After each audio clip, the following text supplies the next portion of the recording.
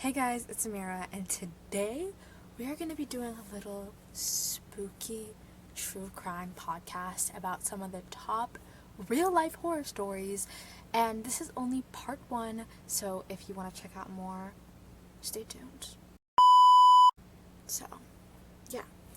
So today we are going to be doing some of the top real life horror stories, and it's going to be a little bit scary, a little bit just a tad bit scary, because it's only part one. I gotta get you guys warmed up on your feet first, and then part two, it's gonna be more scary, more scary.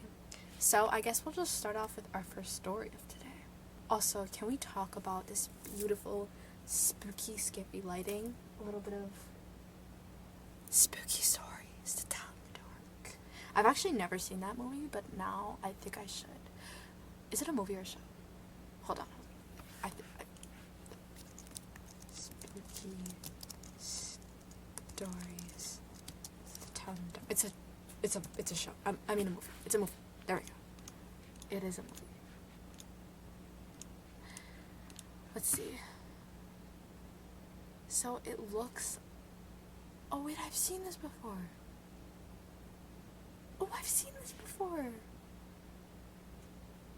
Okay, guys. So actually, I have seen this movie before. I just did not remember it. I'm sorry, it wasn't that big of a not that big of a thing to remember. So, but I guess without further ado, let's get on with our first story. Stop lollygagging. The Axe Murder House. Dun dun dun. Okay. Anyways. The first story is the Axe Murder House, which is the Villisca Axe Murder House, which is actually in Iowa. Iowa? Can you guys believe that? Like, Iowa's not that far, but like it's just such like a boring like cornfield state, you know? Nothing wrong if you live in Iowa, but it's just like I can't believe things happen in Iowa. People live there. But this was in 1912, mind you. This was in 1912. And can you believe that you can actually go stay at this freaking... You can stay at the Axe Murder House for... What is it? $4.28 a night. And when I tell you, I searched this up later because my footage deleted. I'm so sad. So we can't let it delete this time. But I've searched up the rooms. I'll put some pictures here, and it's so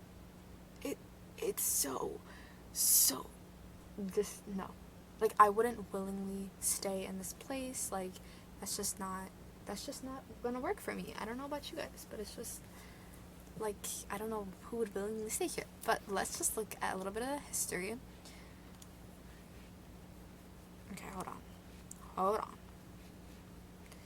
So right, so the crime was committed, and pretty much these people went to stay, and they did this like service at one of their friends' house, and then they were walking back at like 9 to 10 p.m. mind you, and their friends next door, the Moores, they were like, okay, good night, like have a good night, da da da, and like then the next day at like 5 a.m. the next door neighbor, one of the Moores,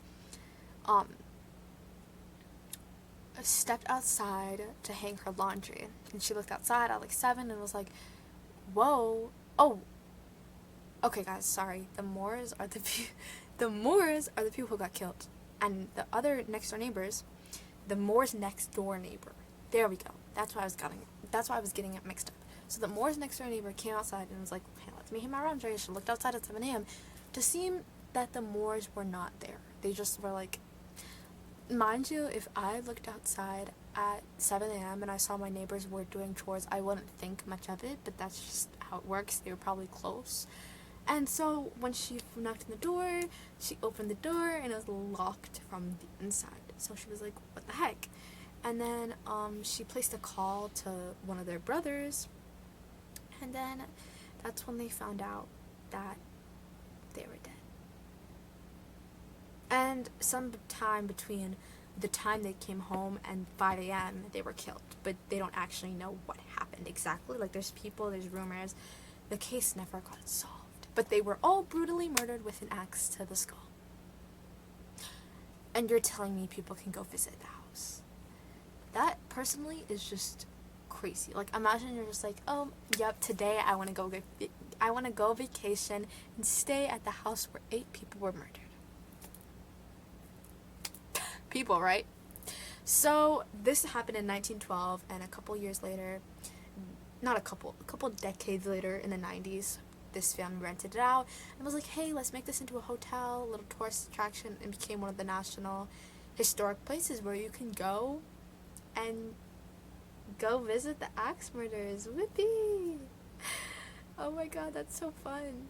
Okay, what else? Good thing is, everyone, they were asleep during the times of the murders, meaning that less painful death than it could have been if they were awake and got axe murdered. So that's a little bit better. They were killed with their own axe. The axe was one of the Moore families. I think it was the dad. And the blood was wiped off it, meaning someone broke into their house, used their own axe to kill them, and left. That's crazy. What kind of enemies did this family have? Because there's no way someone would just willingly be like, that's actually a lie. People are just crazy these days.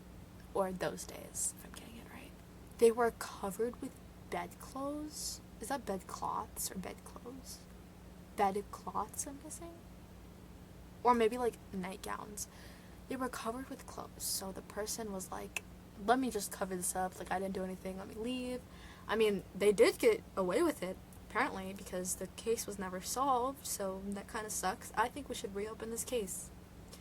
Not like anyone's still gonna be alive. But I was thinking about, what if it turned into one of those horror movies where, like, the great-great-great-grandson comes back to kill the great-great-grandson of the other family as, like, a revenge? Does that happen? It also says that if this was a case today, it probably would have been solved, but, like, back then, of course, they didn't have the technology to, like, trace footprints and stuff like that, so it was just, like, an unsolved case. You just have an axe murderer running around your town, like, hey, that's scary. That's scary. But, you know, guys, this is what Sherlock Holmes is for. Sherlock Holmes wasn't in Iowa, but, like, hey. The town became divided after this case because, of course, there wasn't technology, so everyone was like, they did it. Everyone was fighting, everyone was scared. Of course, like, what are you supposed to do when you don't solve an axe murder case and you're just sitting in your bed wondering if it's gonna happen to you because you don't know if it could? So the town became divided about that after that, and it probably still is to this day, ancestors and whatnot. Just imagine if you found out that, like, your next door neighbor was an axe murderer, or like the hotel you live next to the axe murder hotel. That would be too scary for me. So the town is Villisca murder, and that's why, unfortunately, there's 6 kids and 2 adults were murdered. So that's our first story for tonight, folks. On to the next. Dead animals in the walls. Please tell me what was running through your head, running through this family's head, to stay in a house with dead animals in the walls. Okay, so this story is about the dead animals in the walls, of course. And the Bretz's family was shocked to find a bunch of dozen animal carcasses, I think that's what they're called, wrapped in 1930s and 1940s newspapers. If there was a dead animal on my wall, I tell you that I would run. I wouldn't be staying in the house. But for this family, they found a bunch of dead animals, and they found them in 2012. The mother said they have been removing the items ever since. What do you mean they've been removing the items ever since? So, pretty much, this family bought a home back in 2011, and the home inspector found nothing wrong. Of course, why would the home inspector take a metal detector or something and find dead animals in the walls? Because you would never know that. And then they were doing repairs with the home and found out there was dead animals. And they sent the artifacts to an expert, and apparently it was Dutch magic. But what's crazy is they still don't know if they removed all the dead animals from their homes. I'm telling you, if there was dead animals in my walls right now, I would be on the first ticket out of here. Out of here.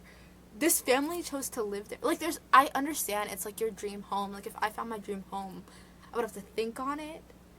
But maybe, like, give it a few 5 seconds and then be like, I'm getting out. Because, imagine, that's just so... This is not much of a scary story as it is a gross one, because why is there dead animals in the wall? Imagine you're just like replacing your wallpaper and you peel it back and you see some 1930s newspaper and you just keep peeling and there's like a skull. Just like a skull right there. So we don't really know what the person must have been doing, but I'm guessing they could probably, if they wanted to, trace back like the ownership of the house, because some houses are really old, so you don't know. Some houses are inherited through family. So if it's a family house, then they know their family did it. But it's not, meaning that they could probably trace back who owned the house. I don't know how they do that, but like, let's just say you're renting out an apartment, you can know who rented it before. Obviously it's classified, but like, you can still find out. So I don't know if they could, but I would definitely be talking to the last person I saw who did that, because animals. Anyways, let's move on with the next story. That was a little bit odd.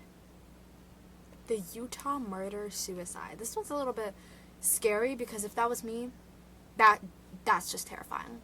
So this teenager returned home to find his parents and his 3 siblings dead. And in a notebook, there had been a to-do list of things they wanted to do, like feed the pets and find someone to watch their house, as if they were going on a vacation.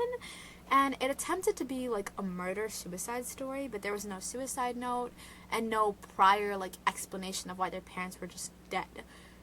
And the police couldn't figure out why the 2 parents would want to kill themselves, or 3 and children and leave 1 children. And no one knew what would happen. And they released more information to this case. And according to family members, the parents were driven by a belief the apocalypse was coming, an obsession with a convicted killer that was happening. And so it was about this killer who was convicted in 1984 of stabbing his sister-in-law and 1-year-old daughter. He killed the victims at the order of his brother, who claimed to have a revelation from God. And the police said that I think the person, the guy became friends. Oh no, the mom. And they visited the criminal in prison. So this is just one of those stories. It's a little bit weird, because it's like, let me do what previous killer did and kill my whole family and myself. So it's a little bit weird.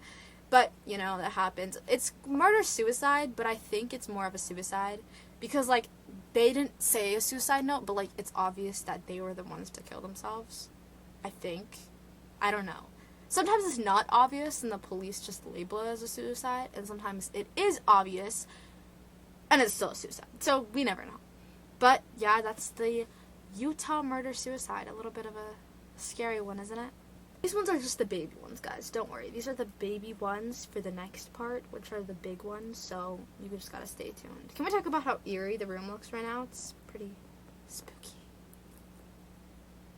So, the phone stalker. In 2007, my favorite year, these cell phone calls were made to families with a specific death threat. Guys, why do I sound like a newscaster? In 2007, like, I don't know why. Let me just drink some Mountain Dew Zero Major Melon. I freaking love this pop. I love, like, all pop. I have an addiction. I also love coffee. Self-plug. Speaking of, so everyone's been saying to put this in a freezer and it'll freeze into a Frappuccino. I tried it. The only thing it did was freeze the glass. It was still complete liquid. And I don't know if that's because I opened the cap and I closed it, but I think I was supposed to maybe leave the cap completely open. And I was so mad because I bought this because I wanted to try it. Coffee is still my favorite thing, so I don't care, but like, that was a little disappointed. Sorry guys, a little break from all these scary stories. Anyways, the phone stalker in 2007, pretty much this thing was going around where this girl named Courtney. She was getting her friends were getting all these like random texts saying like funny jokes and all these things, like funny things, and of course her friends were like, oh, like that's from you, like that's so funny, you just pulled a prank on us, like and she was just like and she just didn't know, like she didn't send those texts, of course, and she was kind of confused, but she was just like, it was probably me, I just forgot or something. Guys, make sure you don't forget these things unless you have a planner. I personally don't use mine that much. Anyways, so she brushed it off and was like, oh, like, yeah, nothing happened. And then later on, all her friends, her family, and herself all receiving threatening text messages and phone calls saying that they were gonna like kill them and the parents and the family and stuff like that. And it was all from like a restricted caller ID. So like it's kind of hard at this time too because there was still like landlines and stuff. Like there wasn't landlines, but like there was the I'm at a payphone. Okay, anyways. So like it was just a time where you would just answer the phone, I guess. I think. Like, hold on. I have my phone right here. I'll just be like, hello, hello, hello. Hey girl, let's go to the mall. I don't know if that's what they did at the time, but like look, I'm addicted to my phone right now. And personally, I know a lot of my friends who answer their phone calls and don't care if it's a nobody. That's a little scary, guys. Like, you should always be, for me at least, I never answer my phone calls. Like, I do if it's a contact, but if it's not, I'll let it go to voicemail. I have a voicemail box. Leave your information there and I'll call you back later, you know? But, like, for instance, sometimes it's hard, though, because my mom, for instance, she answered, and my parents, they answer all their calls because it's, like, it might be a client or it might be the office. Like, I gotta answer, you know? But either way, you should always be letting those go to voicemail because you never know, like, the situation here. So, pretty much, they were threatening them, threatening to attack the schools, threatening, like, to do all of these kinds of things, and it was coming around, like, all the time, every hour, everything like that. And so they started switching phone numbers, getting new accounts, and this didn't do anything. Sorry guys, it's a little loud up there. This didn't do anything. It just like the harassment just kept going on.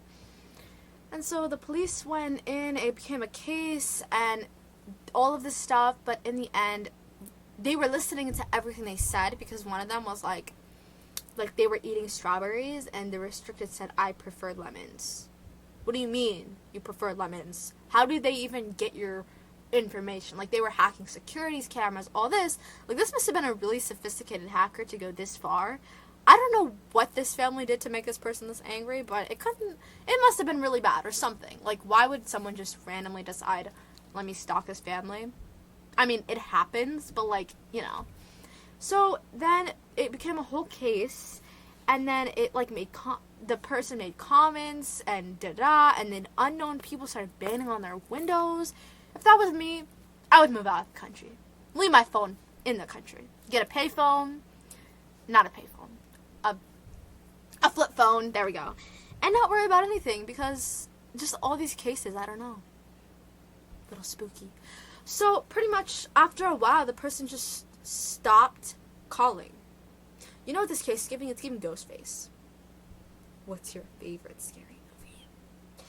Personally, I love scary movies, but sometimes they're just so scary, you know? Like, I love, like, scary movies, but, like, if I don't got my popcorn and it's not, like, 10 a.m. outside, I just can't do it. Like, if you're telling me you want to watch a scary movie at 1 a.m., like, I'm not doing it. Unless we're, like, you know, we got some blankets, an ultra LED light.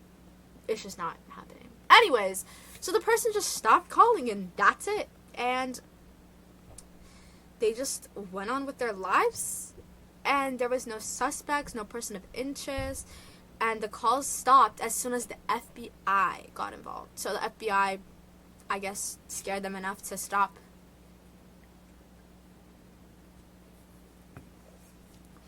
But the fact that there was never, it was so presented to the media, and the fact there was never, like, an official conclusion made everyone a little confused, because it's like, okay, this happened, it was all over the internet, and now it's just, like, gone.